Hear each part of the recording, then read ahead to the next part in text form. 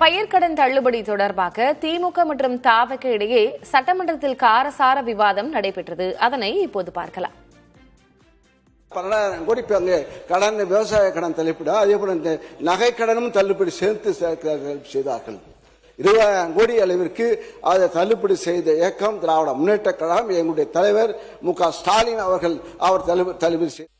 இந்திய ரிசர்வ் வங்கியின் 28/11/2025 தேதியிட்ட அரசு கடன் தள்ளுபடி திட்டத்துக்கான வழிகாட்டு நெறிமுறைகளின்படி பயிர்க்கடன் தள்ளுபடிக்கான முழு தொகையும் அரசு 45 முதல் 60 நாட்களுக்குள் முழுமையாக செலுத்த வேண்டும் என்ற அடிப்படையில் தமிழ்நாடு இன்றைய முந்தைய அரசுகளால் பல்வேறு காலகட்டங்களில் அறிவிக்கப்பட்ட தள்ளுபடி திட்டங்களில் கூட்டுறவு நிறுவனங்களுக்கு அரசிடமிருந்து வரவேண்டிய நிலுவைத் தொகை 585 கோடி ரூபாய் நிலுவையில் உள்ளது.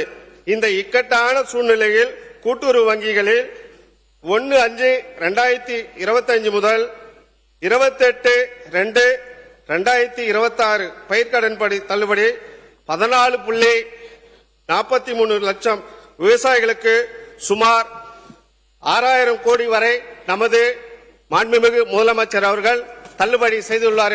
இதெல்லாம் தெரிஞ்சுதான் தேர்தல் அறிக்கை தயார் பண்ணும். இப்ப சொல்றது அது நல்லது இல்லை. ஏன்னா இப்ப மாற்றத்துக்கு நல்லது இல்லை. ஏன்னா இப்ப இதுதான் தெரிஞ்சுதான் நாங்க தேர்தல் அறிக்கை விவசாய கடனை தள்ளுபடி செய்யும் சொல்லவே இல்லை. நாங்க விவசாய கடன் பத்தி ஏன் பேசல? அப்ப விவசாயிகளுக்கு கடன் இருக்குமா இல்லையாங்கிறது முன்னாள் விவசாயத்துறை அமைச்சருக்கு தெரியாதா?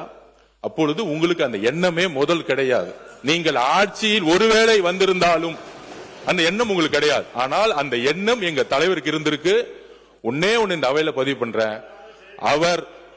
அவர் சொல்லல செயல்படக்கூடியவர் எங்கள் தலைவர். சொன்னால் செய்வார்.